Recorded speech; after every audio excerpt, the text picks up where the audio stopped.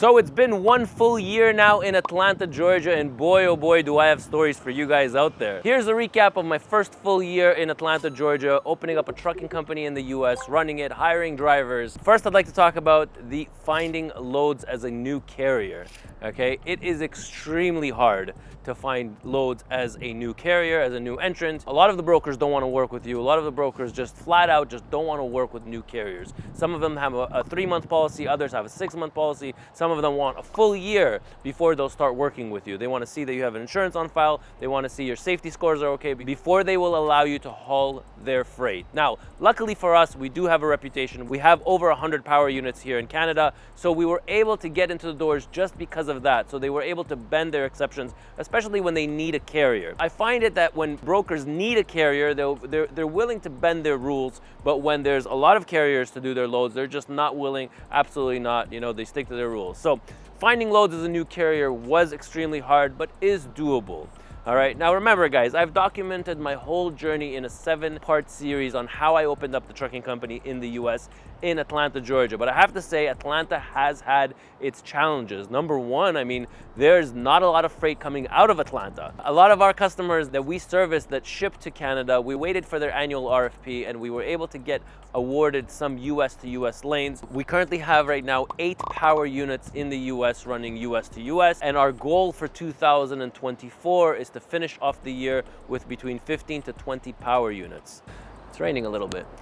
All right, the second thing I'm going to tell you about, a challenge that I had, was our location in Atlanta, Georgia. So first we got a location. It was actually a sublease. So we were leasing it for about 8 months, and on the 8th month, we actually get a letter saying from the head landlord, say, hey, we're really sorry, but the person that you've been subleasing your place from hasn't paid us in the last 6 months. I'm like, oh, great. We did have a couple of months to find a new location, so we did find right now a new location. It's really month to month where we're at. We have now 3,000 square foot warehouse, some yard space for the trucks and the trailers, but we're really looking for a permanent home. So if anybody has some ideas or recommendations, or we'd love to maybe come, if anybody has a spot, please let us know. You're more than welcome to email us at sponsorships@ettransport.ca. But that was a real challenge. That was a real curveball, because even though the head landlord was, really good, we explained to them the situation and we provided them documents saying that we paid our rent to our landlord, but obviously he was subleasing, and at the end of the day we had to find a new location. But just this whole thing about moving and dealing with lawyers, that was a curveball our way, but luckily everything was just fine. The third challenge that we ran into was recruiting real quality drivers. It was very hard, I would say, and still is very hard, to find real quality drivers. There are a lot of drivers out there that don't have the 2 years of experience, and unfortunately we at our company, we don't hire anybody with less than 3 years of experience. Whether it's in Canada or in the US, we kind of upped our game on recruiting. We really want the cream of the crop working for us here at ET Transport, but finding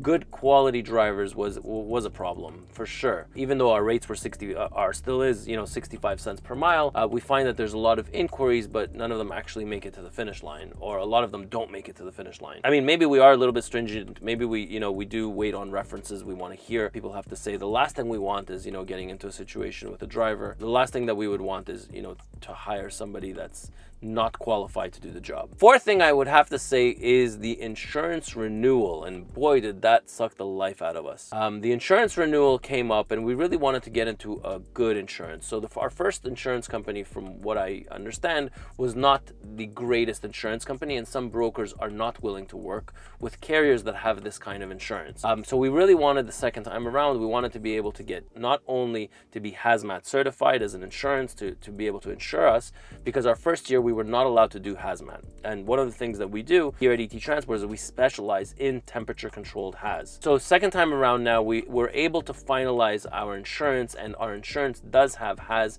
and cross-border right now.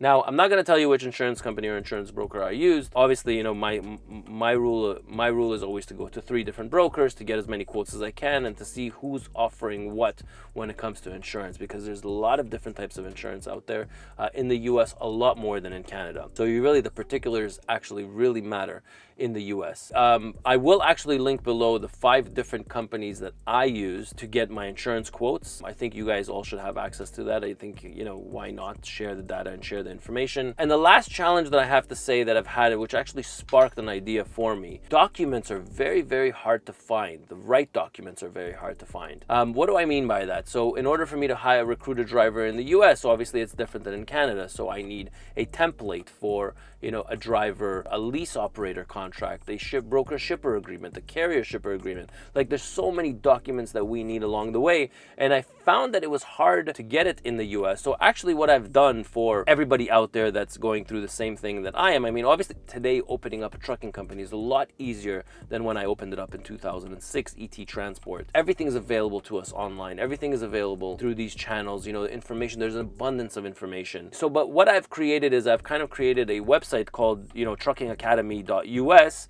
And I thought that every time I need a document or use a document, I kind of post it up over there.